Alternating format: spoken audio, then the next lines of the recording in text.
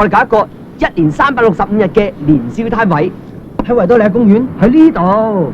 我哋賣公仔啦、文具啦、玩具啦、影印啦、快相啦、牛肉乾啦，總之針對啲後生仔、學生妹得意過癮。我哋勝在鋪租平，人手多，實行派街招、貼大字報，做足宣傳。點睇？點做李嘉誠啊？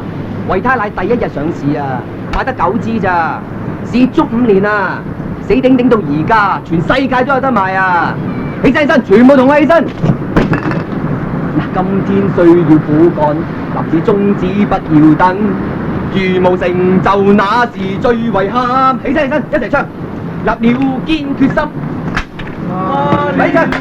哈利路亞，成日要有那份努力，走穿命運。